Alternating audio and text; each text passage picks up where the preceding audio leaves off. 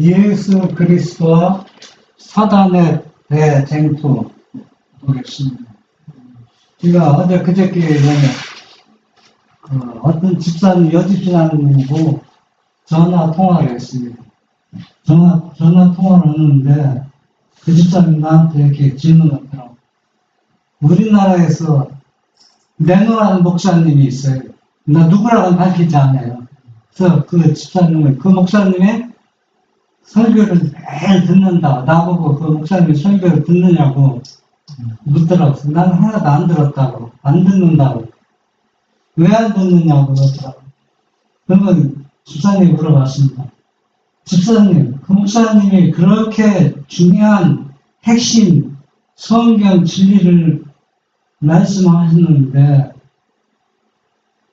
그 말씀을 듣고 집사님 많은 감동을 받았는데 예수님이 말씀하실 때 또 예수님의 제자들이 말씀하실 때 사람들이 어떻게 그 진리를 받아들이느냐고 반대하는 사람이 너무 많지 않느냐고. 근데 그 목사님이 좋은 말씀 오면은 집사님 그 목사님 뭐 잘못했다고 반대하는 거 들어봤느니까 아무도 그런 얘기 못 들어봤다고. 그래서 내가 그랬습니다. 그 목사님 하시는 말씀이 맞을지 모르지만은 완전한 진리는 아니라고. 지금 세 천사의 기별을 일치면은 뭐에 부딪히게 됐습니까? 오류를 전해서 반대에 부딪히는 거고 진짜 진리를 전해서 반대에 부딪히는 건 차원이 다른 겁니다. 뭐 잘못 전하는 건 반대나 핍박받을 수밖에 없죠. 그런데 성경 진리를 전하는데 핍박을 받는다는 얘기는 그 사람이 올바른 진리를 말하고 있다는 것입니다. 저는 물론 성경을 떠나서 예수님을 떠나서 제 잣대가 있습니다. 잣대는 뭐냐? 저 사람이 말하는 게 진짜 진리라면 왜 반대하는 사람이 아무도 없지? 네? 왜 반대하는 사람이 없지? 사단은 자기 때가 얼마 남지 않은 것을 잘 알고 있어요. 그렇잖아요. 우리보다 더 잘 알고 있어요. 자기 때가 얼마 남지 않은 것. 그러면 사단이 지금 예수님의 초림 때보다 더 뭐가 일어나요? 나쁘게 표현하면 발광이 일어나야 되거든요. 발작이 일어나는데 그게 너무 조용합니다. 조용하고 막 은혜 받았다, 감동 받았다 이런 게 막 교회마다 있는 게 많이 있는데 그러면은 사단은 지금 잠자고 있을까요? 천만의 말씀이에요. 예수님의 초림 때보다 더 활동을 해야 할 지금 이 시기입니다. 그런데 반대를 당하지 않고 있다. 그러면 우리가 생각해 봐야 돼요. 그 사람이 아무리 유명하다 할지라도 성경 말씀과 예언이시는 말할지라도 왜? 사단이 가만히 있잖아요. 그럼 왜 가만히 있을까요? 자기가 좋아하는 말을 하니까. 왜 가만히 있어요? 여러분 그렇게 생각해 보셨어요? 저는 누가 얘기하면 한번 그렇게 생각합니다. 그러고 끝나는 게 아니라 또 내 자신이 성경을 보고 또 예언이신 보고 또 지나간 역사를 통해서 사단과 예수 그리스도와 사단이 쟁투는 지금 어느 단계에 있습니까? 최고 절정에 지금 이루고 있습니다. 최고 절정에 지금. 그러면 사단이 지금 얼마나 눈부시게 활동을 하고 있어야 되는데 우리들 눈에 그게 보이지 않는다는 것이 가장 위험하고 무섭다는 얘기예요. 이게. 내 눈에 보이지 않게 사단은 지금 일을 하고 있다는 얘기입니다. 그 얘기는 바로 뭐냐? 교회가 다 누구한테 장악되고 있다는 얘기예요. 사단은 왜 장악되고 있다는 얘기입니다. 이건 진짜 우리가 생각하면 소름이 끼칠 일입니다. 안 그렇습니까? 그래서 우리는 제가 이해하고 여러분이 이해하는 건 다 일맥상통할 수 없어요. 상통할 수는 없어요. 다 차이가 있지만은 다 나름대로 누가 성경을 보고 이해한 대로 얘기하는 겁니다. 나름대로. 그러나 우리가 이 마지막 시대는 속지 않으려면은 반대편에 적그리스도가 되지 않으려면은 내 자신이 성경을 연구하지 않으면 안 돼요. 우리가 지금 오늘 또 좋은 얘기 많이 듣지만 아무리 좋은 얘기 많이 해도 내가 성경을 보지 않으면 어때요? 유익이 안 된다는 얘기예요. 너무 얘기 들어갔구나. 본인이 자신이 연구해야 된다는 얘기입니다. 본인이 자신이. 네? 그래서 오늘은 예수 그리스도와 사단의 쟁투가 어떻게 펼쳐지고 있는가. 예수님이 인성을 아기로 태어났을 때 사단이 누굴 죽이려겠어요? 아기 예수를 죽이려고 했잖아요. 그러면 지금도 그 일이 멈췄습니까? 안 멈췄으면은 사단이 지금 누구를 통해서 어떻게 어떤 일을 꾸미고 있는가 우리가 말씀을 통해서 그걸 찾아야 되는 겁니다.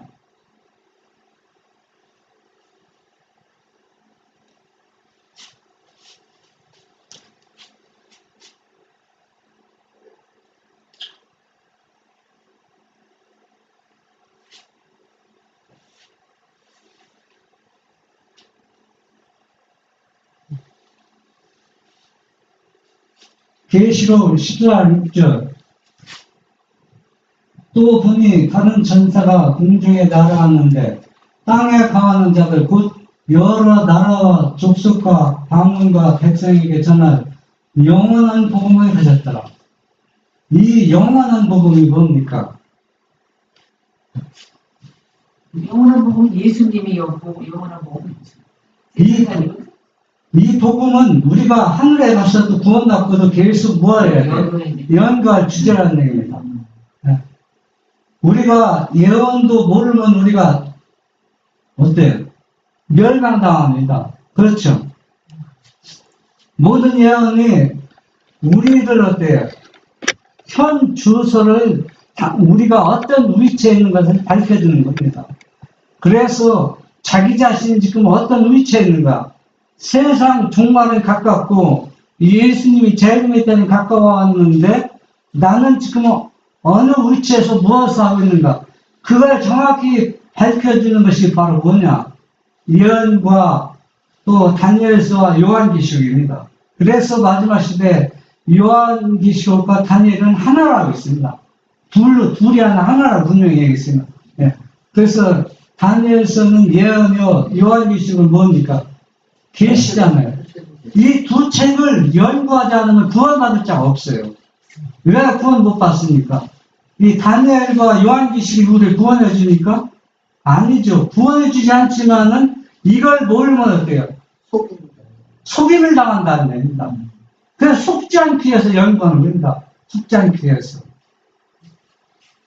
그래서 우리가 영원한 복음, 침례 요한도 예수님을 가리키면서 뭐라 했습니까? 요한복음 1장 29절에 보면 보라 세상 지를 지고 하나님의 어린 양이라 했습니다. 그러면은 이 침례 요한이 이 얘기를 얘기했지만 이것이 영원한 복음입니다. 또 이걸 통해서 또 예수님의 제자, 사랑의 제자도 뭘 보았습니까? 요한계시록을 또 계시를 보았잖아요. 계시에서 지성소, 성소, 지성소에서 또 뭘 봤느냐면 어린 양을 보았습니다. 이 어린 양. 그래서 우리가 마지막 시대의 대쟁투는 바로 뭐냐? 첫째 날과 안식을 통해서 대쟁투가 벌어질 것입니다. 그러면 왜 다른 거 중요한 것도 많이 있지만 이걸 통해서 왜 쟁점이 벌어지느냐? 우리는 그것을 올바로 이해하지는 안 된다고 했어요. 그러나 분명히 뭡니까? 세 천사의 기도를 통해서 우리가 이제는 이해해야 될 거라고 했습니다. 이게.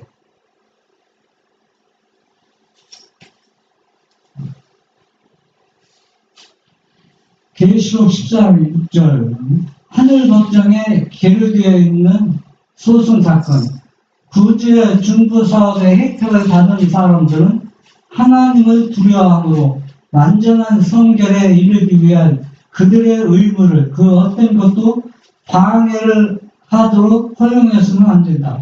얼마나 중요합니까? 그렇죠? 딴 거, 이걸 방해되는 건 절대 안 된다니. 그만큼 중요성을 강조하고 있는 겁니다. 귀중한 시간을 쾌락과 몸치장과 돈을 버는데 허비하는 대신에 열렬하고 경건하게 진리의 말씀을 연구하는데 바쳐야 할 것이다. 하나님의 백성들은 성소 문제와 조사 심판에 관한 문제를 분명히 이걸 이해하지 못하면 우리가 어떻게 됩니까? 멸망당합니다. 구원 못 돼요. 이걸 올바로 이해해야 됩니다. 네? 그러면 이것이 올바로 이해하는데 왜 중요합니까? 여러분이 생사가 달린 문제라는 얘기입니다. 조사 심판하고 지성소가 관련된 성소 문제.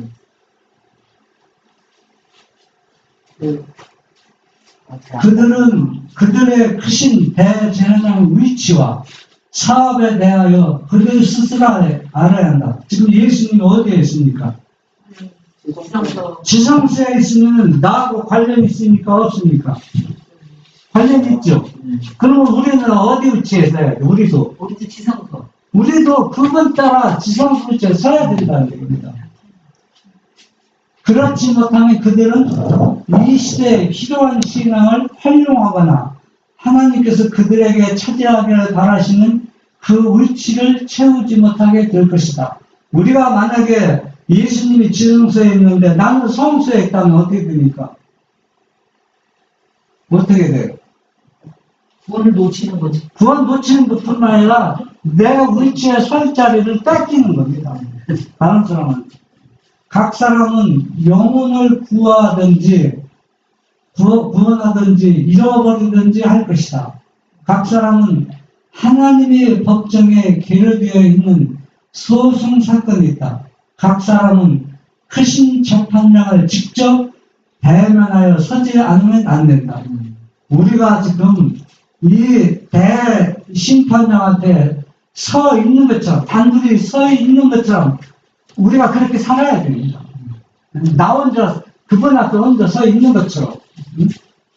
직접 대면, 여러분이 만약에 이 대재판장 앞에 직접 서 있으면 여러분이 지금 어떻게 해요? 심정이 어떨까요? 이렇게 깨라지 않죠. 네? 자세를 고쳤는데 이렇게 오늘 이제 자리가 제대로 앉았네. 그래서 참 우리가 저는 이 말씀을 보면서 말씀을 아무리 많이 봐도 그 말씀을 어린아이처럼 단순하게 100% 그렇게 이루어질 것을 믿음으로 받아들인다는 것이 마음으로는 굴뚝 같지만은 실제 생활에서 여러분 자신이, 내 자신이 안 되고 있잖아요. 왜 안 되는가? 그 이유가 있습니다. 안 되는 이유. 그 이유는 내 자신만 알고 있어. 다른 사람 몰라요. 그걸 여러분이 어떻게 바꿔야 되는 겁니다. 안 되는 거예요. 아는 사람 먼저 바꿔야 돼.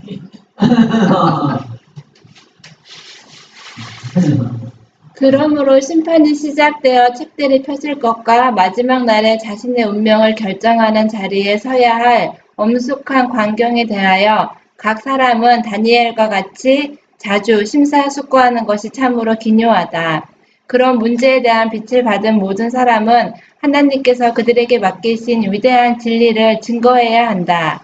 하늘에 있는 성소는 사람을 위하여 행하는 그리스도의 사업의 바로 중심이 된다. 그것은 세상에 사는 모든 영혼들과 관계가 된다. 지금 우리는 지금 어떻게 되어가고 있느냐? 하늘에서는 지금 거대한 이 중대한 사업이 이루어지고 있는데, 이 사건이 이루어지고 있는데, 우리는 하던 습관들을 계속 반복되고 있습니다. 반복되고, 또 용서받고, 또 잘 나가다가 또 넘어지고 또 일어나고 그런 것들이 반복되고 있으면은 이 성수에서 이루어진 사업에 자신의 위치가 어떻게 되는 거예요? 예수님을 따라가고 있지 않다는, 따로 있다는 얘기예요. 예수님은 지성소에 있는데 나는 지금 어디에서 있어요? 성수 뜰이나 성수도 못 들어가고 성수 뜰에서 이만한 사람도 많이 있을 거예요. 그럼 내 자신은 지금 어느 위치에 서고 있는가? 우리가 이 말씀을 통해서 자기의 현 주소 분명히 알고 깨달아야 된다는 얘기예요. 그것은 구속의 계획을 밝히 보여주고 시대의 제일 마지막까지 우리를 데리고 가서 의와 죄 사이의 투쟁에서 최후의 승리를 나타내 보여준다. 모든 사람이 이 문제를 충분히 연구하여 그들 속에 있는 소망의 이유를 묻는 자들에게 능히 대답할 수 있도록 하는 것이 가장 중요하다. 네. 여러분, 왜 요한계시록 14장이 이렇게 중요합니까? 마지막 비결이 났어. 마지막 비결은 마지막 복음. 마지막 부분. 그런데 왜, 그러니까, 다니엘서를 마지막 시대는 더 많이 연구하라 했잖아요. 요한계시록도 물론 함께 연구하지만, 그러면 다니엘서를 왜 연구해야 되냐 하면은, 계시록 14장을 올바로 이해하기 위해서입니다. 그 계시록 14장에는 무슨 기별이 있어요? 세 천사의 기별이 있잖아요. 이 기별이 선포되는 시기와 때를 어떻게 해요? 분명히 다니엘서에서 정확하게 말해주고 있습니다.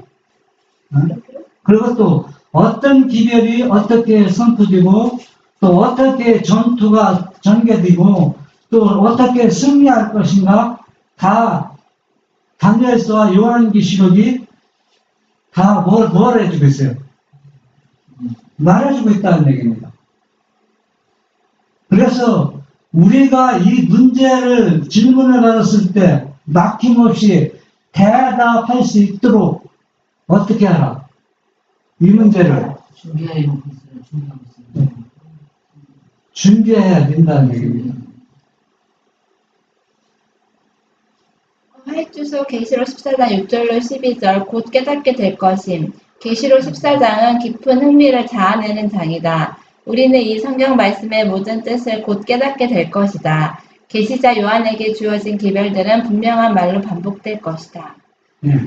제가 이해하는 데에서는 세 천사의 기별은 복음의 오늘날 현 시대의 가장 중요한 핵심입니다. 네, 이 기별을 밝히 이해해야 되고 이 기별이 여러분의 생사를 판단해 줄 것입니다. 그러면 이 기별을 이해하는 것 우리가 서로 성경적으로는 교리적으로 말할 수 있어요. 그런데 실질적으로 경험으로 우리가 이해해야 됩니다. 경험은 뭡니까? 네, 신령에서 그게 경험은 예수님이 가신 길 그 경험한 것처럼 우리도 경험을 통해서 그래서 믿음의 의 이 세 천사의 기도는 바로 뭐냐? 쉽게 표현하면 경험의 노래입니다. 경험의 노래. 경험하지 못한 사람은 어때요? 이해를 못하는 겁니다. 그래서 곧 우리가 어떻게 될 것이다. 여러분이 자기 자신의 경험을 통해서 이 14장은 곧 어떻게 될 거다. 흥미를 자아내지만 이 말 뜻을 곧 이해하게 될 것이라는 얘기. 우리가 완전히 다 아는 것 같지만 그렇지 않다는 얘기입니다. 경험을 통해서 더 깊이 알게 된다는 얘기입니다. 세천사의 신분을 밝힘. 그리스도는 구원에 이르게 할 능력을 가지고 재림하신다. 이 사건에 대비해서 사람들을 준비시키기 위하여 그분은 첫째와 둘째, 셋째 천사의 기별을 보내셨다. 이 천사들은 진리를 받은 사람들을 대표하며 세상에다 복음을 힘있게 증거하는 사람들을 대표한다. 네. 이 세 천사의 기별은 다 조목조목 중요하지 않은 게 없어요. 다 중요합니다. 그런데 목적이 있어요. 목적은 무엇입니까? 네. 예수님의 재림이 가까웠다는 것을 알리고 준비시키는 겁니다. 재림을 준비시키는 거예요. 그러면 재림을 준비시키려면 우리가 어떻게 해야 됩니까? 세상과 어떻게 해야 돼요? 세상과 분리되고. 분리돼야 돼요. 죄에서 뭐 돼야 됩니까? 죄에서 분리돼야 돼요.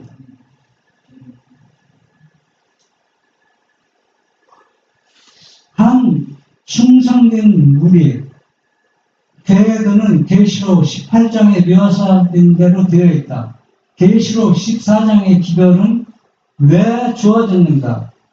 이는 교회의 원칙들이 썩었기 때문이다. 그래서 제가 이 얘기를 제가 이해한 대로는 뭐냐면은 다른 기별이 아닙니다. 왜? 아담이 받았던 기별, 아브라함이 받았던 기별, 또 예수님이 침례 요한이 전했던 기별, 예수님이 제자가 전했던 그 기별인데 그 기별 원칙이 깨어졌기 때문에 마지막 이 세 천사의 기별을 통해서 다시 원 상태로 돌이키는 겁니다. 이 복음, 원래 복음을 돌이키는 거예요.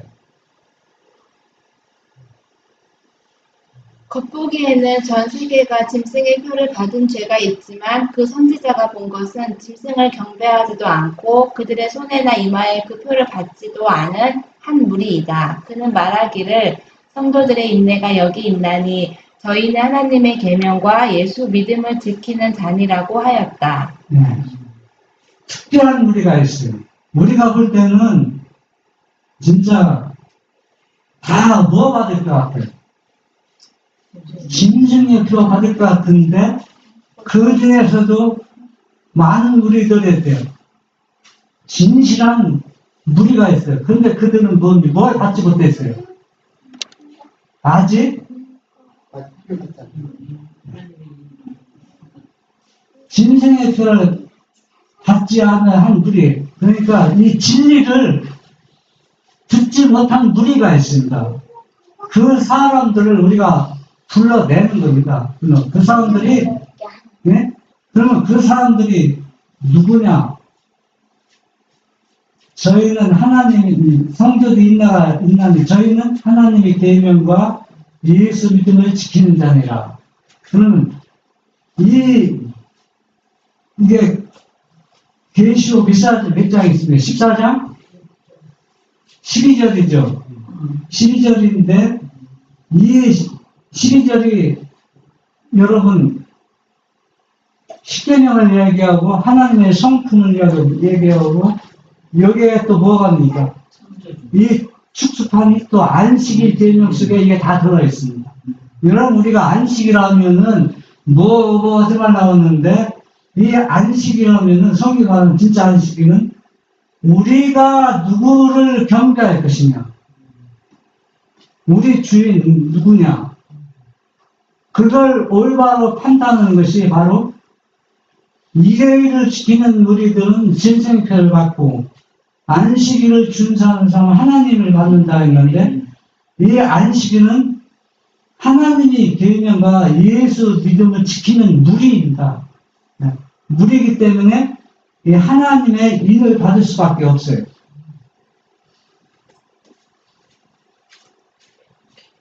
초기문집 258쪽에 보면은 이 기별들을 바르게 이해하는 것은 매우 중요한 일이다. 모든 영혼들의 운명은 이 기별을 받아들이는 태도에 달렸다. 나는 이 기별의 시중을 다시 살펴보게 되었는데 하나님의 백성들이 겪는 경험들을 봤다. 여러분 한번 집에 가셔서 그 초기문집에 견고한 토대라고 258쪽에 보면은 어떤 경험들이 나와요. 이 경험.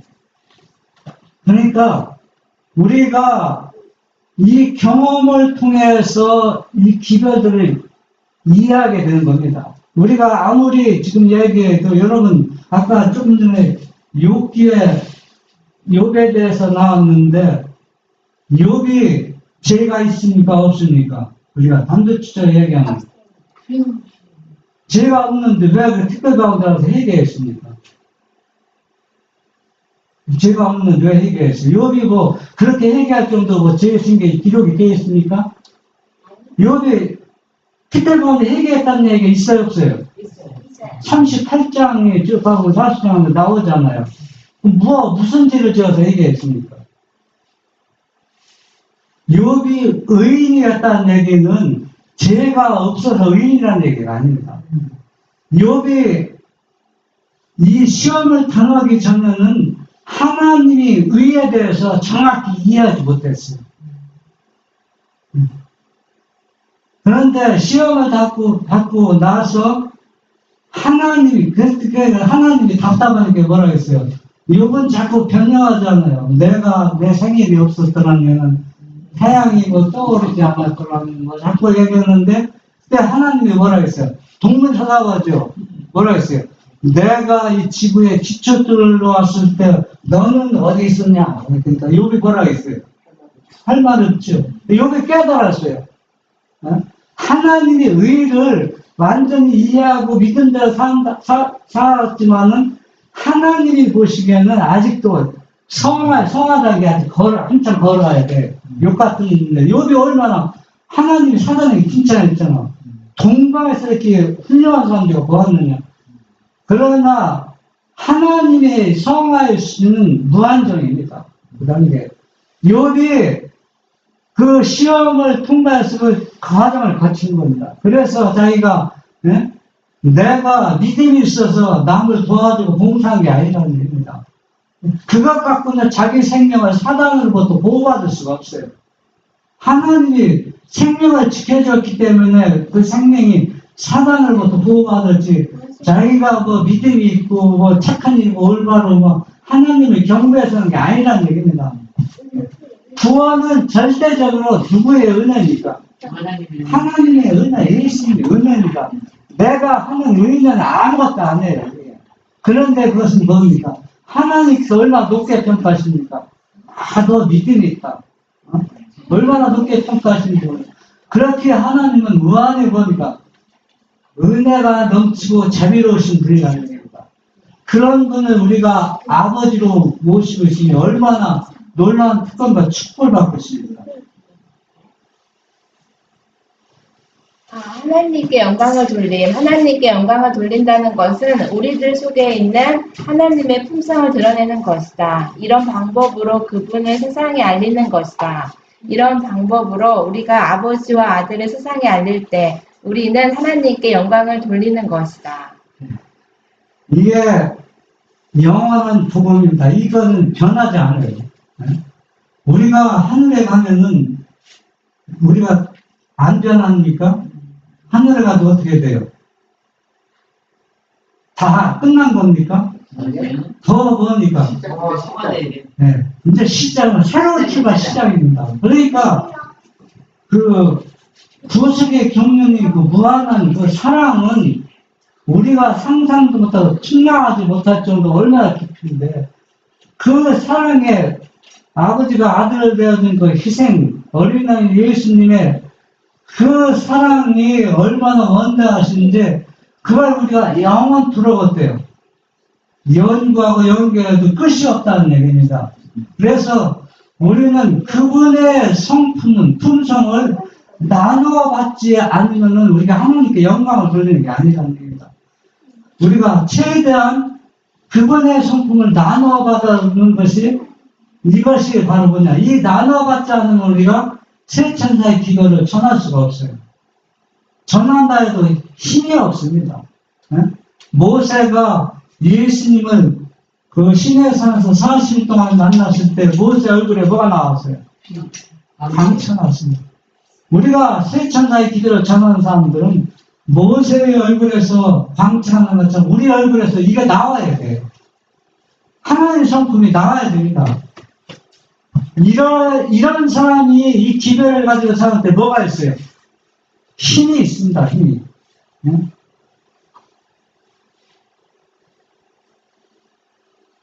바벨론의 포도주에 취한 세상. 하나님은 바벨론을 책망하여 모든 나라를 그 음행으로 인하여 진노의 포도주로 먹이던 자로다라고 하셨다. 이 말씀의 뜻은 그가 참 하나님을 가리키는 유일한 계명을 무시해 왔고 창조의 기념일인 안식일을 갈기같이 찢어버렸다는 뜻이다. 네. 안식일이 어떻게 갈기갈기 찢어졌습니까? 안식일을 유대인들은 지키는 사람도 그게까지 그걸 해놓고 제대로 안 지키고 유대인처럼 율법주의를 지키고 안식일을 일요일로 변동도 하고 우리는 일요일로 변경한 데만 초점을 맞춰요. 뭐 그것도 맞어요. 중요한 일이죠. 그런데 우리가 지금 안식일을 예배드는 재림교회도 이 안식일을 갈기갈기 찢어버렸다는 것을 깨닫는 사람은 거의 없다는 얘기예요. 어떻게 갈기갈기 찢어버렸는가? 뭐에 취했습니까? 바벨론의 수에 취해버렸다는 얘기입니다. 그러면 바벨론의 수에 취했다는 얘기는 무엇을 하는가? 그건 은행이라고 했습니다. 은행은 뭡니까? 돌로 쳐 죽였잖아요. 유대법이 옛날에 구약시대는 돌로 쳐 죽였어요. 그런데 지금은 어때요? 하나님의 은혜를 우리가 살아가고 있는데, 그래서 사람들은 지금 일요일을 지키면은 뭘 받는다? 짐승의 혀를 받고, 안식일을 지키면은 하나님을 받는다. 지금 그것이 이루어지고 있습니까? 아직은 아니에요. 언제 이루어집니까? 일요일 휴업령이 되네요. 그러면 왜 일요일 협력이 내려야 그 일이 성립이 되는 겁니까? 지금 일요일날 예배드리는 게 괜찮다는 얘기입니까? 지금 안식일날 예배드리면 하나님의 일을 받지 않는다는 뜻입니까? 왜 그렇습니까? 왜 법적으로 효력이 사람 죽이라는, 안식일을 지키는 사람을 죽이라는 명령, 일요일을 거룩하게 지키지 않는 사람은 뭐하는, 그러니 법적으로 할 때 그 효력이 왜 그때 발생합니까? 그때 명확하게 그것이 주어지니까 그 경고가 주어지고 그 사람들이 그것이 하나님의 뜻이 아니라는 걸 알면서도 이제 일요일을 지키게 되면 거절할 그것이 때는 이제 짐승이 펴. 자기 목숨을 내놓고 안식일을 안 지켰어요. 그때는 땅이 지켰어요. 여러분 그 말씀을 깊이 생각을 했어요. 내가 이해하는 건 이렇게 이해하고 있습니다. 이건 내가 이해하는 게 다 옳다고 하는 건 아닙니다. 내가 이해하는 거는 그때는 은혜 시가 끝났습니다. 그때는. 그렇기 때문에 지금은 은혜 시가 주어졌기 때문에 지금 일요일 지켜도 뭐 한다? 용서해 준다는 얘기예요. 그래서 지켜도 괜찮다는 얘기가 아닙니다. 네? 그리고 또 지금 안식일을 지켜서 하나님의 인을 받지 못하는 건 바로 뭐냐? 우리가 계속 뭡니까? 지금 뭐 하고 있어요? 성수들에서 헤매고 있잖아요. 계속. 우리는 지성소에서 지금 성화로 올라가야 됩니다. 예수님의 속성을 나눠 받아야 돼요. 그 시대의 소망에 보면 예수님의 제자들은 예수님이 승천하고 이런 일 받았을 때 뭐라고 했습니까? 예수님의 속성을 많이 모았다 했어요. 받았다 했습니다. 그렇기 때문에 그들이 복음을 주고 나갈 수 있었습니다. 이 마지막 시대도 똑같아요. 그분의 속성은 많이 나눠 받은 사람만이 이 기회를 들고 나가서 일치게 된다는 얘기입니다. 지성소에서 뜰의 경험과 성소의 경험과 지성소의 모든 것을 지성소 안에서 우리가 경험해야지. 성소 뜰로 지금 우리가 하는 거는 그거는 있을 수 없고 지성소 안에서 우리가 지금 성수 뜰에서도 헤매는 사람이 있어요. 다 지성소 뜰에서는. 지금 우리가 지성소 안에서 성소 뜰의 경험과 성소의 경험과 지성소의 경험을 다 거기에서 다 해야 돼요. 지금 그래서 그 구약시대 그 짐승들 잡을 때 어디에 잡습니까? 성소에서 잡습니까? 아니 예수님이 뜰에서 잡잖아요. 지금 뜰에서 잡는다고. 그 시대는 다 지나갔잖아요. 시대 지나갔는데도 거기서 헤매는 사람 많아요. 헤매는 사람 많이 있다고. 다 제일 지금, 그렇다니까. 네, 지금도 아직도 예수 믿는다고 하지만은, 네. 네. 지금, 그러면 우리가 제일 먼저 어디에 들어갑니까? 성수 뜰에 들어가잖아요. 네. 성수 뜰에서 어디 들어갑니까? 성수 들어가죠. 성수에서 또 어디 양을 들어갑니까? 잡아서 피를 가지고 네. 지성소 들어가잖아요. 네. 그러면은 여러분은 지금 어디에 있다고 생각이 듭니까? 지성소에. 네. 그러면은 참 축복받은 백성이에요. 지성소에 있다고 지성소에서 나는 용서 받으려고 기다리고 있어. 지성소에서 용서받으려고요? 제일 정말을 받고 다 해주세요. 제가 끝나고 지금 내가 이거 며칠 전에 나도 한 일주일 전에 봤어요. 일주일 전에 와서 우리가 믿음으로 말미암은 의가 무엇인가? 다 이것이 믿음으로 말미암은 의다. 이것이 강조. 다 그게 어디에 나온 겁니까? 선지자가 예언의 밝힌 겁니다. 이것이야말로 뭐다? 믿음으로 말미암은 핵심 기별이다. 딱 무엇을 박았어요? 다. 그런데 그렇게 얘기하는 게 한 번만 얘기한 게 아니고 여러 곳이 있거든요. 여러 곳 있었는데 제가 어느 날 팔주문을 보면서 중풍병자를 치료해 주면서 중풍병자가 치료했을 때 사람들이 막 뭐 했습니까? 내 죄사함을 받았느냐고 예수님 말할 때 누가 분노했어요? 바리새인들 유대인들 분노했습니다. 참난 때다. 참난 때다. 그랬는데 이 사람이 예수님의 모습을 잘 기억을 못하는 겁니다. 못하고 이제 며칠 지났어요. 며칠 지났는데 어디에서 또 봤냐면 예루살렘 성에서 이 고침받은 중풍병자를 만났어요. 만났을 때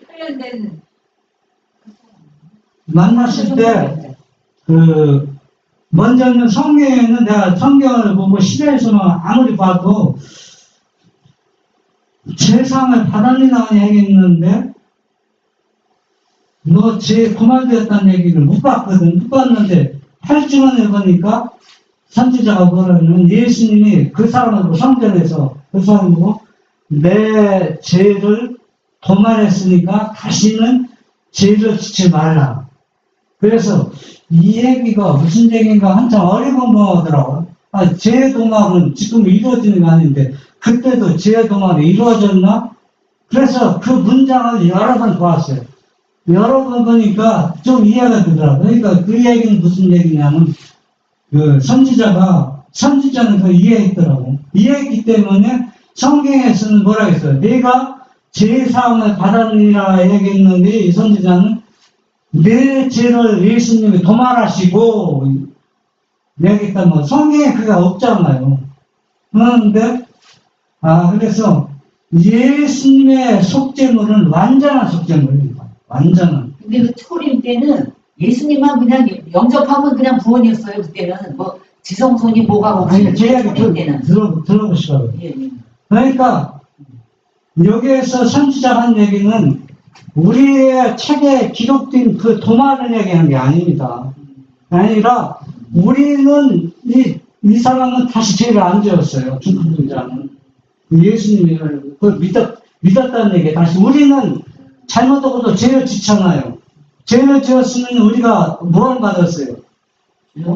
용서받았지만 그 은혜를 다 믿지 못했다는 얘기입니다. 완전히 이 중풍병자처럼 완전히 받아들이면 우리가 뭡니까? 잘못을 해야 되니까 안 해야 되니까. 안 해야 된다. 그걸 얘기하는 거라는 얘기예요. 안 해야 되는데 우리는 자꾸 반복적으로 얘기는 그냥 용서받았다는 감사하고 그냥 흘러 넘친다는 얘기. 근데 이 중풍병자는 그렇게 받아들이지 않았다는 얘기다. 완전한 죄에서 자유를 주셨고 믿음을 받아들였기 때문에 선지자는 내가 죄 도말을 받았다 얘기한다는 얘기입니다. 그래서 이게 지금 우리도 중풍병을 그렇게 막 했으면은 그게 진짜 죄 다지 않아. 우리는 그냥 그 사람하고 조금 그게 틀리잖아요. 왜? 그 사람들은 중풍병을 받았으면 진짜 그럴 것 같아. 근데 우리 중풍병은 지금 우리도 중풍병이 물론 걸리는지 모르지만 하고 기도를 받을 죄를 다시 안 져야 되는 거야.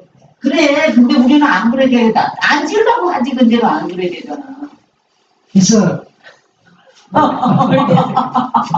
그러니까 뭐, 여러분들은 이 각자 생각하는 견해가 다르니까 이것이 뭐 옳다고 주장하는 것이 아니라 각자 이해하는 한도로 제가 이야기하는 겁니다. 이해해서 우리는, 그러니까 예수님의 속죄문은 앞으로 지을지도 용서해줬다는 얘기 나오죠. 앞으로 지을지도. 그 얘기는 예수님의 속죄문은 완전한 속죄문이다.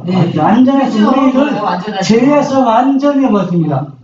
이길 수 있는 능력을 주셨다. 그런데 그걸 우리가 생활 속에서 경험해야 된다는 겁니다. 그래서 이 경험의 노래입니다. 쇠천사의 경험에서 올바로 이해할 것이다는 얘기입니다.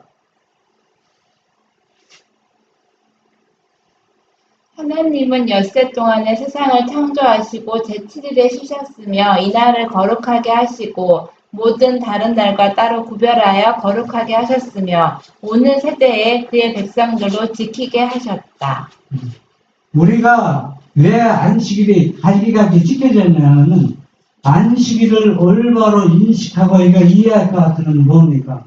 모든 문제는 해결돼요. 모든 문제는. 죄에서도 해결되고 우리의 하나님의 성품 나눠보는 것도 해결되고 그래서 우리가 안식일을 올바로 인식하지 못하고 있다는 얘기입니다. 그래서 이것도 우리가 경험을 통해서 이 안식일이 어떤 날인지 다른 날과 완전히 어떻게 구분해 있는지 여러분의 경험을 통해서 배우게 될 것이라는 얘기입니다. 그러나 죄악의 사람은 하나님의 성전에 앉아 하나님 위에 자기를 높이고 자기를 보여 하나님이라 하고 때와 법을 변개코자 하였다. 그렇게 하는 것이 하나님과 동등됨은 물론 하나님보다 우위에 있다는 것을 입증하는 것이라고 생각했기 때문에 이 권력자는 안식일을 변경시켜서 제7일이 있어야 할 자리에다 주일 중 첫날을 갖다 놓았다. 이건 뭡니까? 무상이죠. 완전히 무상이죠. 그러면은 왜 이재일 시험님이 왜 필요하다고 여러분 생각하셨습니까? 사실은 사단의 입장에서는 이재일 시험님이 필요가 없거든요. 이재일 시험님은 마귀의 마지막 카드입니다. 더 내는 카드가 없어요. 예언적으로. 그러면은 예수님을 십자가에 못 박으라고 해친 것은 실제 예수님을 십자가에 못 박게 죽이기 위한 것이었습니까? 여러분? 아니잖아요. 그래. 예수님이 십자가에 못 박게 죽으면 사단이 뭐가? 자기 정체관계 드러나는데 왜 사단이 뭐로 가정해서 사람으로 가정해서 막 저 사람은 십자가 못 박으라고 막 선동하고 막 애쳤잖아요. 그러면 사단이 왜 그렇게 했어요? 그렇게까지 하면은 십자가에서 내려올 이적을 행할 것 같아서. 그러면 이재일 시험님도 우리가 그 똑같은 관점으로 바라보면 아주 더 정확히 이해할 수 있어요. 이재일 시험님 내리면 사단은 자기가 끝이라는 거 알고 있어요. 모르는 게 아니라 왜? 예언을 통해서 우리보다 더 성경을 더 많이 연구한 사람이에요. 그런데 이재일 시험님이 발동되면 자기는 끝나는 거 알면서도 왜 이재일 시험님을 발동할 수밖에 없냐는 얘기입니다. 근데 남은 우리들 작살내려고 그러는 거. 안식일은 충성이 시금석이긴 한데. 네, 그것도 중요하죠. 그런데 더 나가서는 사단의 성품과 하나님의 성품은 다른 게 뭐냐? 사단은 무조건 파괴시키는 거예요. 하나님의 성품은 어떻습니까? 자비와 공의와 용서가 이렇게 회복하는 건데. 제가 입맞춤하잖아요. 그러니까 이 사단은 이별 협력을 발동하는 것은 뭐냐? 하나님과 똑같은 대접을 받는 걸 성이 안 차요. 성이 안 찬다. 그래서 자기가 하나님보다 높게 이대일을 통해서 봐라, 내가 너보다 높게 경배를 받고 찬양을 받는다. 그것을 드러내는 게 이별 협력입니다. 마지막에 드러내는 거. 그러니까 사단이 얼마나 어리석습니까? 자기가 무덤을 파고 자기가 죽는 거예요. 자기 꾀. 네. 이대일 협력은 자기가 죽을 줄 모르고 그러는 게 아니라는 얘기다. 왜? 사단은 뭐가 없어요? 용서와 자비가 없어요. 그건 무조건 짓밟 파괴 죽이는 게 그 성품이라는 얘기입니다. 그렇기 때문에 그리고 또 지키는 남은 우리들을 저가려고 예. 핍박하고 죽이려고 그러는 거. 하나님 믿는 사람은 조금이고 일을 하지 믿는 뭐. 사람은 세상 사람 다니까 그냥 막강하게 보이려고 조금 믿는 사람 중에 사단이 가장 두려워서 떠오른 데가 언제인지 여러분 기억하십니까? 두려워서 떨었을 때. 그런 얘기 나와요? 예언의 승에서. 사단이 두려워서 떠오른 때가 있었거든요. 기도하는 우리 기도하는 우리 끝까지 예수님 붙들고 있을 때 사람이 그것도 맞죠. 맞는데, 제가 예언의 신에서 봤는데, 보긴 봤는데, 어딘지 저 기억 못하는데, 언제 저 두려워서 떨었냐면, 자기가 하늘에 있을 때는 얼마나 행복한 존재인가 알잖아요. 그렇잖아요. 얼마나 행복했습니까? 반역가 일어나기 전에. 그런데 반기를 일으키고 이 지구를 쫓겨왔잖아요. 쫓겨왔을 때 자기가 뭐하다는 걸 느꼈어요. 얼마나 불행하다는 걸 몸소 경험을 통해서 알고 있잖아요. 뚝벽을 쳤을 때구나. 그때 아담과 하와를 유혹할 때 떠올랐다 했어요. 왜? 자기가 얼마나 하나님을 반했을 때 불행했는데 저 행복한 부부가 보니까 자기처럼 불행할 것을 그때 떠올랐다 했어요. 또. 그래서 그때 떨어서 사단이 떨고 있는데 그 악한 천사들이 뭐냐면 아이 대장님 뭐 이렇게 떨고 있느냐 우리가 있지 않느냐 우리가 도와준다고 막 격려해서 아담과 하와를 유혹했다 했어요. 아담과 하와 유혹하는 게 쉽게 유혹한 게 아닙니다. 얼마나 저 행복한 부부가 자기처럼 불행해질 것. 자기 편 만들려고. 행복하게 사는 걸 보니까 질수가 나고. 그래, 이게 자기 편 만드는 거. 그리고 개신교계는 교권이 낳은 이 아이를 데려다가 거룩한 것으로 여기도록 하였다. 하나님의 말씀에는 이것을 그녀의 음행이라고 불렀다. 하나님은 오늘날의 교회들과 싸우고 계신다. 그들은 요한의 예언을 성취시키고 있다. 이 교권이 낳은 아이가 누굽니까?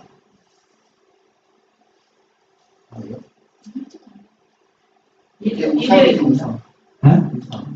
일요일 뭐 여러 가지 다 상징적이죠. 이게 다 교황 그 우상 다 상징적인데 이것들이 지금 뭐 교회를 완전히 장악하고 있죠. 네? 요한이 예언한 게 성취되고 있어요. 그러면 다 반대편은 누군가 적그리스도입니다. 적그리스도. 그러면 적그리스도는 어떤 사람들인가? 먼저 모든 나라를 그 음행으로 인하여 진노의 포도주로 먹이고 있다. 그들은 하나님의 인을 받기를 거절함으로써 하나님과 이혼하였다. 그들은 하나님의 계명을 지키는 참 백성의 정신을 갖고 있지 않다. 세상은 거짓 안식일을 옳다고 하고 그 음행으로 주님의 안식일을 발로 짓밟음으로 인하여 진노의 포도주를 마시고 있다. 우리가 이 말씀을 유해해 볼 것은 뭐냐? 지금 우리는 안식일날 예배드리고 있잖아요. 그것도 개신교에서는 일요일날 예배드리고 있잖아요. 지금 그 상황을 설명하는 것 같기만은 더 나가서는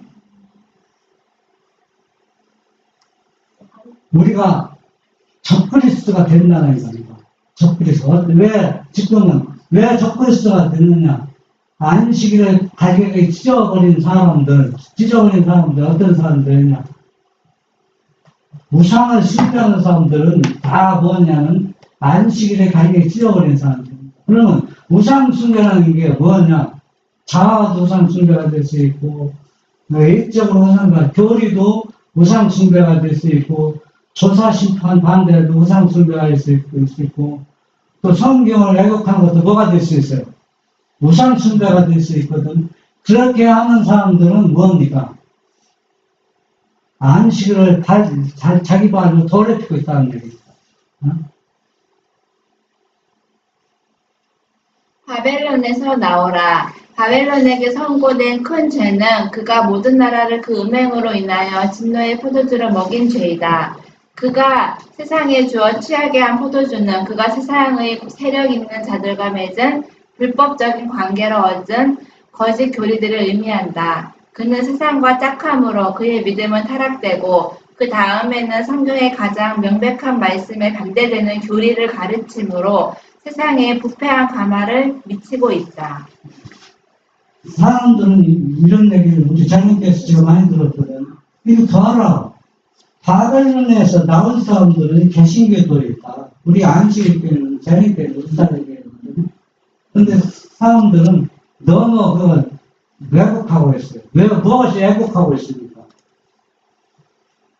거짓 교리가 들어와 있는데도 그거를 모르고 그냥 자기들도 바벨론에 이걸 우리도 그렇고.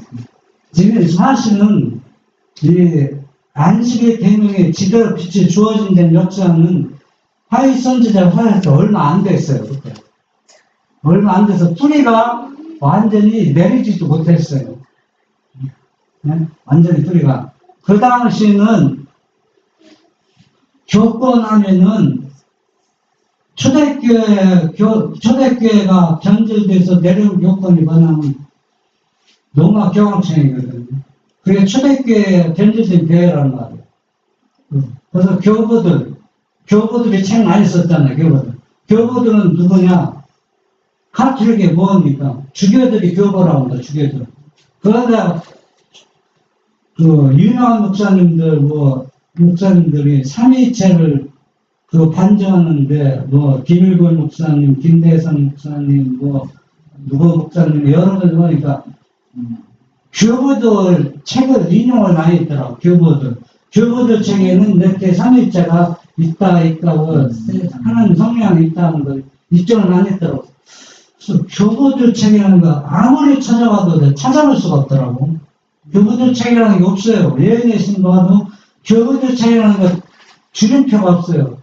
그래서 이 교부들 책이 어떤 교부들 책이 뭔가 그게 궁금했어요. 제가 1년 동안 헤매고 보니까 못 찾겠더라고. 교부들 책이 누가 쓴 교부들 책인지 분명히 예언의 신은 아닌 것 같아요. 예언의 신 있으면 교부 나와야 하는데 그게 없어요. 그래서 이제 저희 집에 이제 백화사전 30권짜리, 32권짜리 큰 백화사전이 있거든요. 그 책을 딱 열어보니까 거기에는 삼위일체가 시작된 동기도 다 나오더라고요. 삼위일체, 또 이해 하나님 어떻게 시작됐고, 그래서 교부라는 얘기가 천주교, 그러니까 카톨릭의 주교들이 교부더라고. 그러니까 천주교 주교들이 쓴 책을 다 우리 목사님들이 인용하는 게 박사들이. 인용해서 봐라, 여기에 있지 않느냐.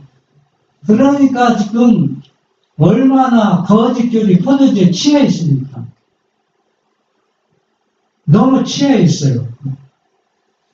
그래서 이 바벨론에 송부된 컨제는 그가 모든 나라를 그 음행으로 인하여 진노의 포도주로 먹인 자의 죄이다. 그가 세상에 주어 취하게 한 포도주는 그가 세상에 세력 있는 자들과 맺은 불법적인 관계로 얻은 거짓교리들을 의미한다. 그는 세상과 짝함으로 그의 믿음을 타락되고 그 다음에는 성경의 가장 명백한 말씀에 반대되는 교리를 가르침으로 세상에 부패한 가물을 미치고 있다. 있습니다. 여러분, 조사심판을 반대하고 나간 사람 있죠? 네. 그분은 내가 잘 아는 분이에요. 같이 6년 동안 같이 일해왔기 때문에. 그분 처음부터 그렇게 얘기한 건 아니에요. 처음부터. 그런데 어느 날 갑자기 변하는 게 아닙니다. 사람은 갑자기 변하지 않아요. 계획적이지는 않지만은 진리를 외면할 때 자기가 어떻게 변하든지 모르는 겁니다. 결국은 진리를 외면하면 결국은 어떻게 해요? 그렇게 다 되는 겁니다. 그래서 우리가 마지막 시대에는 우리가 지금 안식일 지키고 예배된다 해서 적그리스도가 아니라고 장담 못합니다.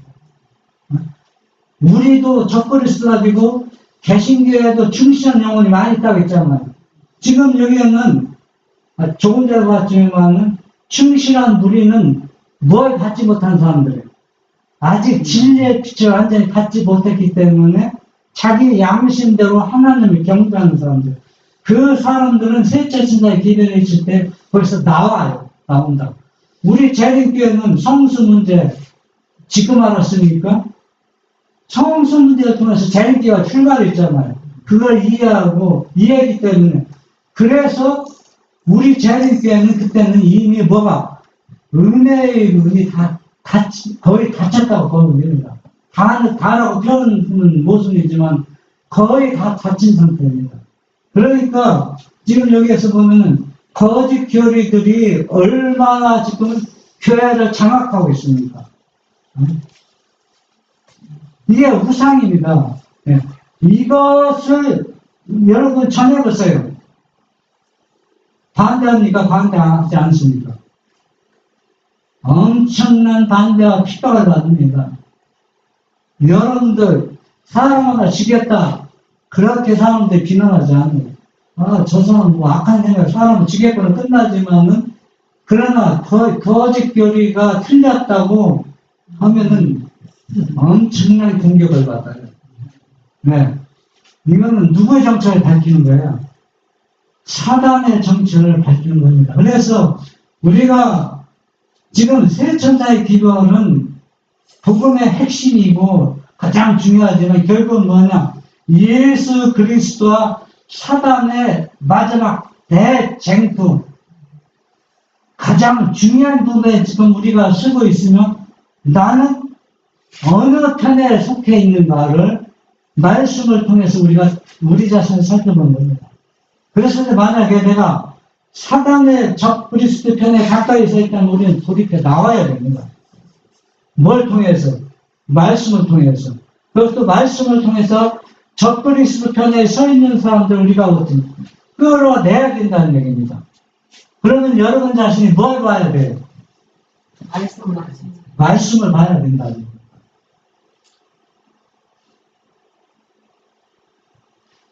모든 나라를 그 은행으로 성경은 그리스도의 재림 전에 사단이 모든 거짓 권능과 징조와 이적과 불의한 모든 속임으로 활동한 것인데 진리를 사랑하는 마음을 받지 아니하여 구원함을 얻지 못할 자들은 미혹하는 마음이 발동하여 거짓 것을 믿게 될 것이라고 말한다. 그러나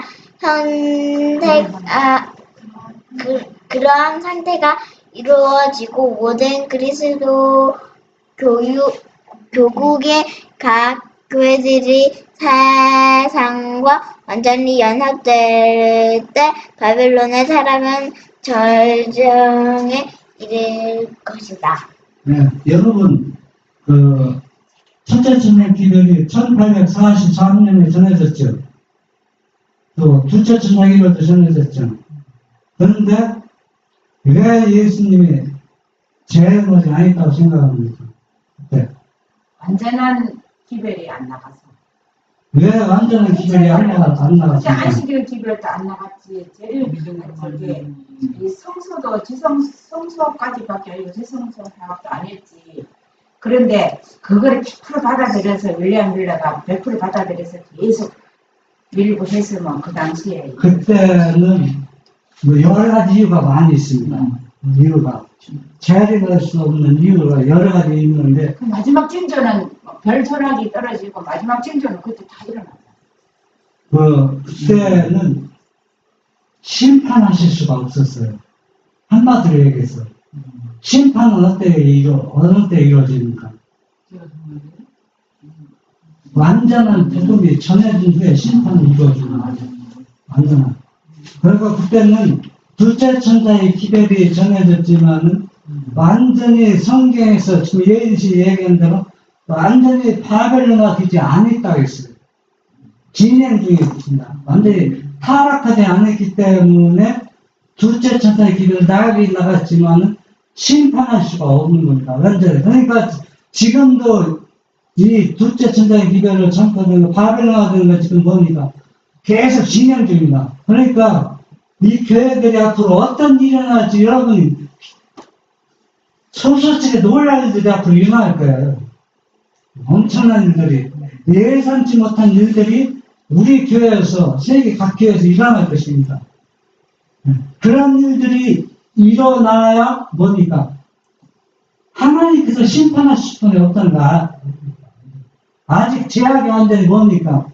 사방의 정권은 완전히 갖게 됐지만은 그 추종한 사람들 제약은 완전히 뭡니까? 드러나지 않고 지금 진행 중이라고 얘기하고 있습니다. 그래서 결국은 뭐냐? 왜 거짓교를 받아들일 수밖에 없느냐? 여러분, 지금 세상은 어떻게 변하고 있습니까? 착하고 순진한 사람한테 존경받습니까? 어때요, 지금 세상은? 속이고 속이는 세상. 그래도 저기 착한 사람이 결국은 재판해갖고 좀 아직 악한 사람은 다 가는 게 억울하게 들어간 사람도 있고 그래요 지금. 그러긴 해도 도둑질해서 감옥 간 사람인데. 멀쩡하게 공부한 사람들은 왜? 이 사람들이, 공정하지 참, 않아. 아까 저희가 거의 뭐 여러 시간 여러분 하려고 했는데, 속지 않은 사람들이 왜 속는 겁니까? 답답하죠. 자, 지금 우리 눈앞에서, 우리 주위에서 이런 일이 벌어지고 있습니다. 우리가 영적으로 그거보다 몰라서 그러는 거 속는 거예요 그 사람들이 또. 그 사람도 말씀 넘어가지 않고 몰라서 속는 거라니까. 여러분, 제가 분명히 얘기했는데, 여러분이 잘못해서 심판받지 않아요. 절대로.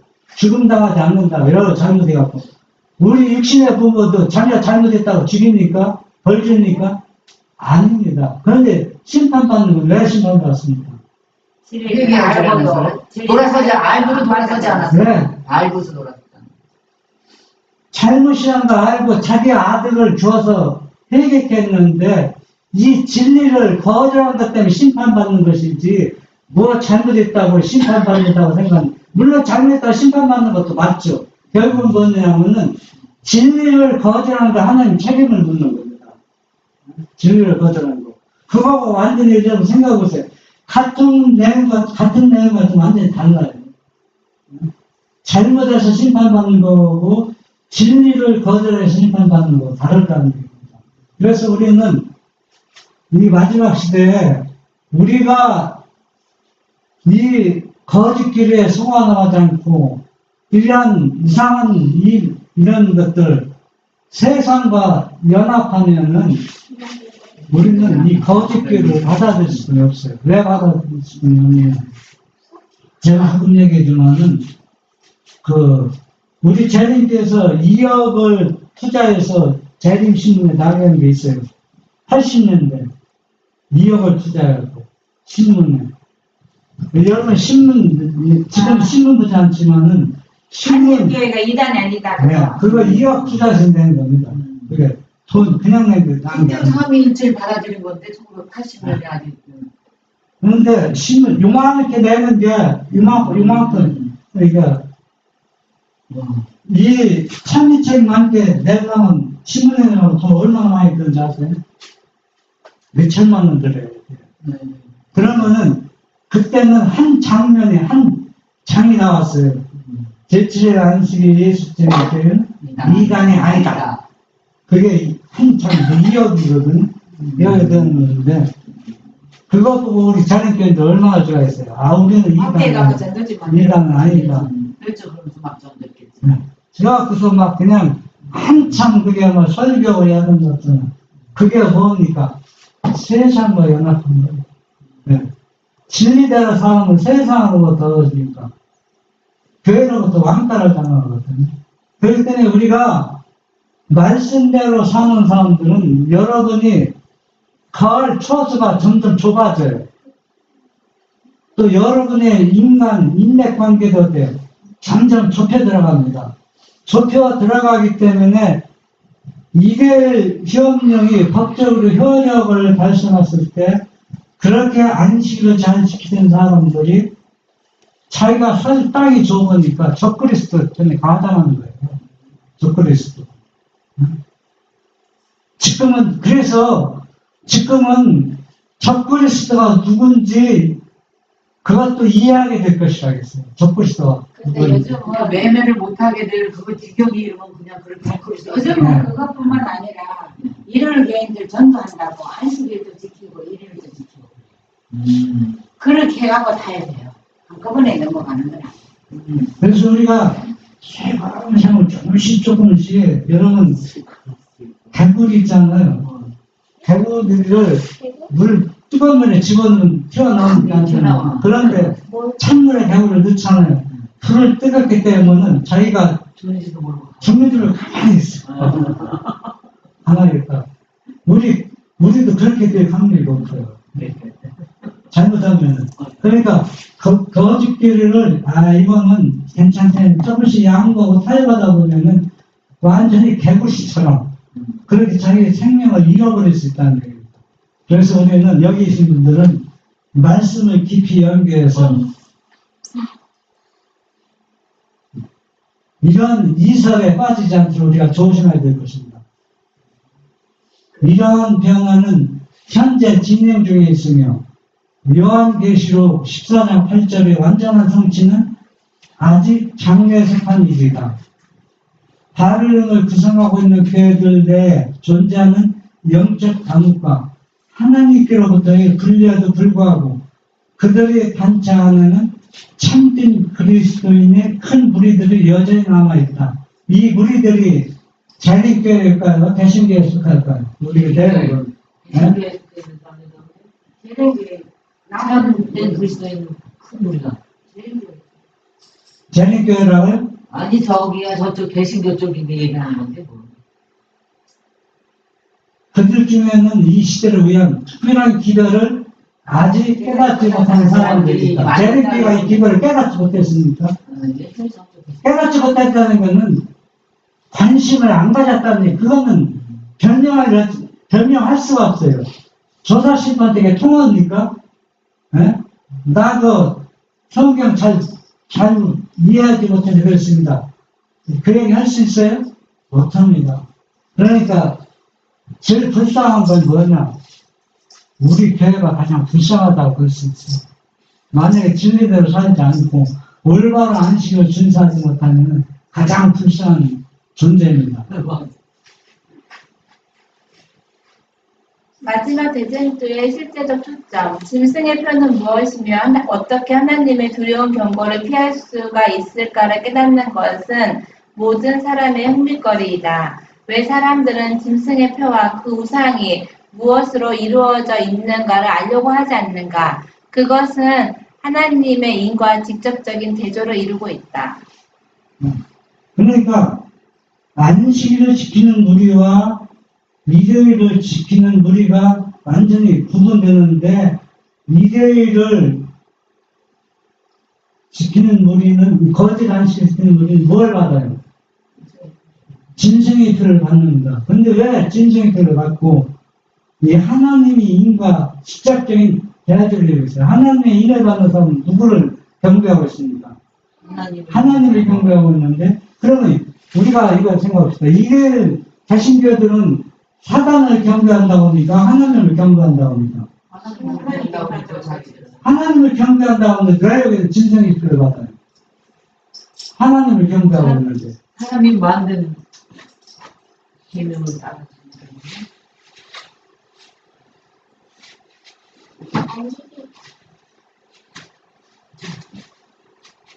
안식일 문제는 온 세상이 다 가담하게 될 대쟁점이 될 것이다. 전체는 확실하게 13장, 계시록 13장. 제 13장 전체는 계시록 13장. 계시록 13장 전체는 확실하게 상취된 일에 대한 계시이다. 계시록 13장은 어떤 내용입니까? 짐승의 우상에 대한 것이죠. 그런데 그러면은 이 안식일을 지금 대화되고 있으니까 대화되지 않겠어요. 완전히 대화되지 않겠잖아요. 그러면은 우리가 이 안식일이 세상 사람들에게 확실히 눈에 띄도록 대화될 때가 온다는 얘기입니다. 그때 오면은 지금 안식일 시키는 사람들이 계속 안식일 시킬까요? 그걸 생각을 해야 돼요. 다 어디로 가요? 이게 첫째, 주일은 거짓 안식일로 가요, 거짓 안식일. 왜 거짓 안식일로 갑니까? 그리고, 생계가 이제 다 알려서. 안식일 지켜봐도 자기는 그걸 못 받으려고 안식일 지켜봐도 별 볼일 없으니까 그냥 일요일 걸로. 아니 매일 못하게 하면 나중에 생계가 달렸는데 뭐. 그런데 반대로 아이고 우리가 잘못됐구나 안식일이 진짜 하나님 법이구나 깨달았다고. 그런데 일요일을 지키던 사람들은 반대로 어디에요? 그때 한두 명이 나와 엄청난 무리들이 안식일 하나님의 인을 그쪽으로 넘어온다 했어요. 그러면서 이제 지금은 안식에 또 대적제를 하게 되잖아요. 그러면 마지막 시대는 안식일에 짐승의 표를 갖느냐 하나님의 인을 갖느냐 그렇지만 대적점이 이룰 때 그들의 품성이 누구의 사단의 품성을 받은 사람은 어디로 가? 일요일 거짓 안식일로 가고 하나님의 상품을 나눠 받은 사람은 안식일로 죽음을 당한다 할지라도 택하게 된다는 얘기예요.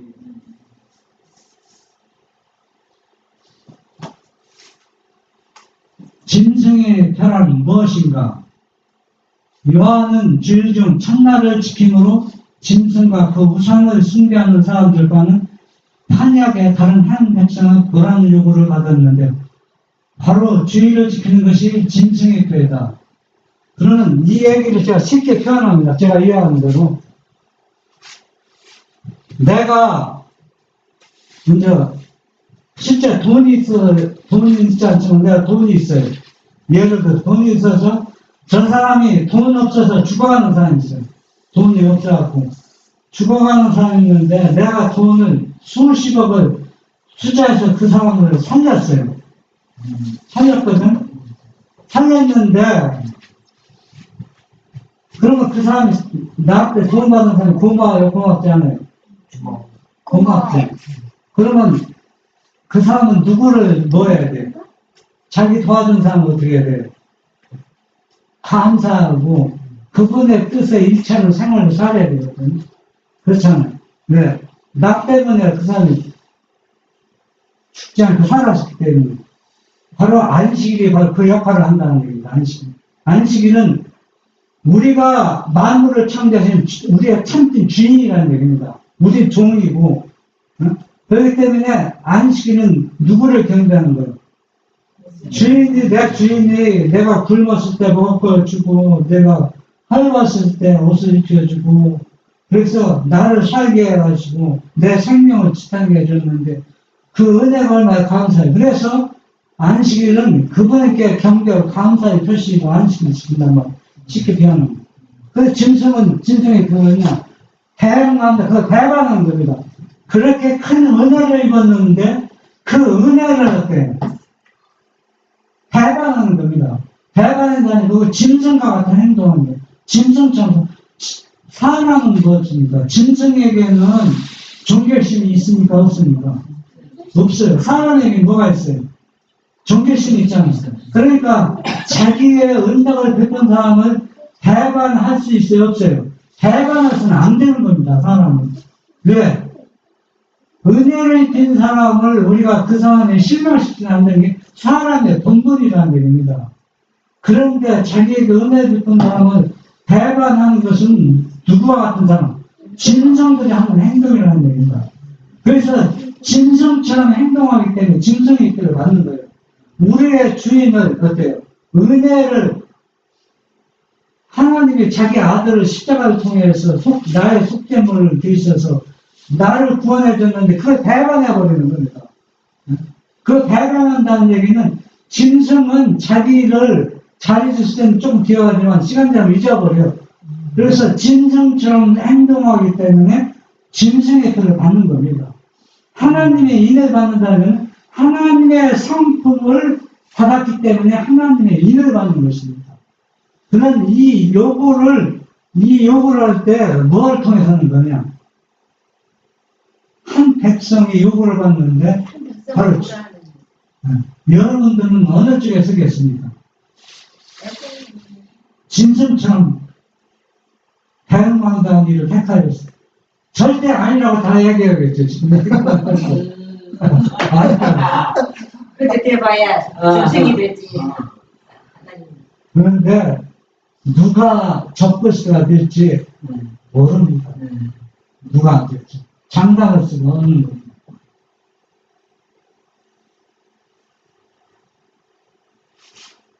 짐승의 표에 대한 경고의 말씀, 짐승의 표를 처사하시는 경고의 말씀. 셋째 천사의 기별이 세상에 전해졌는데 이 기별은 사람들에게 짐승과 그 우상의 표를 이마에나 손에 받지 말라고 경고하는 기별이다. 짐승의 표를 받는다는 것은 짐승이 내린 결정과 꼭 같은 결정을 하였다는 뜻이며 하나님의 말씀을 정면으로 반대함에 있어서 짐승과 꼭 같은 생각을 옹호하게 되었다는 뜻이다. 짐승의 표를 받는 자들 모두에 대하여 하나님은 이렇게 말씀하신다. 그도 하나님의 진노의 포도주를 마시리니 그 진노의 잔에 섞인 것이 없이 부은 포도주라. 거룩한 천사들 앞과 어린 양 앞에서 불과 유황으로 고난을 받으리라. 네, 여러분 한번 이 동네 사람들 이제 하나님 믿는 사람 있잖아요. 그 동네 사람한테 당신 짐승의 표를 받지 마십시오. 짐승의 표를 받으면 유황불에 터집니다. 실제가 만납니다. 그 사람들 이해가 됩니까? 무슨 소리야? 근데 이거 일치하고 있잖아요. 그런데 셋째 천사의 기별 속에는 뭐가 포함되어 있다 했어? 첫째와 둘째 천사의. 그러면 짐승의 표를 받지 말라고 하면 뭘 얘기해? 복음을 지시해야 된다는 겁니다. 이렇기 때문에 얘기해서 이런 사람에게는 뭘 받습니까? 짐승의 표하고 이런 사람에게는 하나님의 일을 받습니다.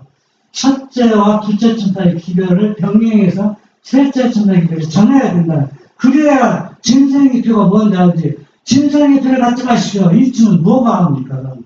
이 세상을 만드시는 하나님이 창조주 하나님은 예수님 우리가 이렇게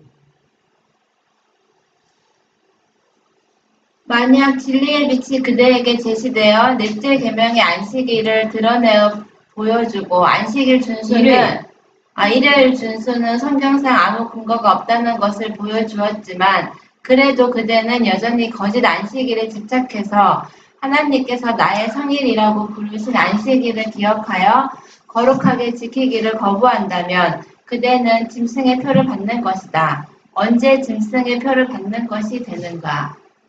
우리가 이 복음을 완전 제시하는 겁니다. 일째 천사의 기별을 전하면서 셋째 천사의 기별 속에는 첫째와 둘째 천사의 기별이 포함되어 있습니다. 하나로 묶어버린 겁니다.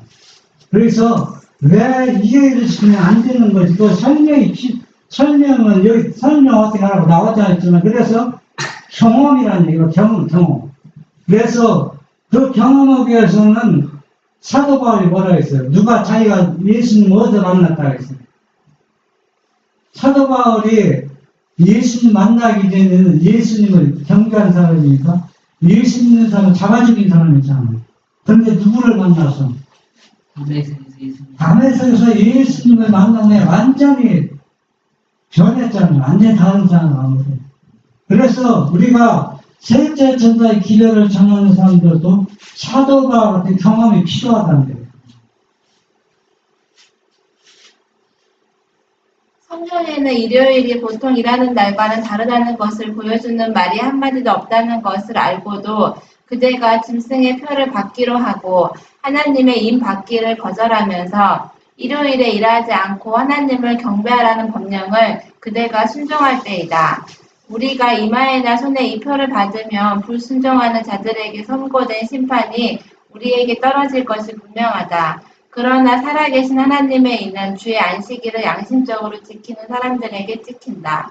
그러니까 우리가 이 셋째 천사의 기별을 전하면서 안식일을 지키는 우리들이 왜 하나님을 경배해야 되고 일요일을 지키는 사람들이 왜 짐승의 표를 받는 것인지 왜 배는 만족하는지 그것이 설명이 하야 그 사람들이 택할 거 아닙니까? 그렇다면 무조건 진정의 표를 하지 말라고 하면 그게 복음도 없는데 어떻게 합니까? 그래서 이런 것들을 우리가 보면서 야중에 이런 것들이 일요일을 지키는 사람과 안식을 지키는 사람이 완전히 대조를 눈에 띄게 표현한다. 그래서 안식을 지키는 사람들 얼굴에 뭐가 그럽니까? 광채하는 평화와 행복이 넘치는 비록 뭐 가난하고 쪼달게 살다 얼굴에 뭐야 하나님의 형상이 반사되는 거예요. 그것이 복음의 실적 힘이 되는 겁니다. 그러니까 사람들이 저 사람을 보고 막 넘어오는 거예요. 생사가 달린 문제, 생명과 사망의 문제, 실제천사의 기별은 앞서서 전해진 두 기별을 포괄한다. 그것은 큰 음성으로 전해진다고 한다.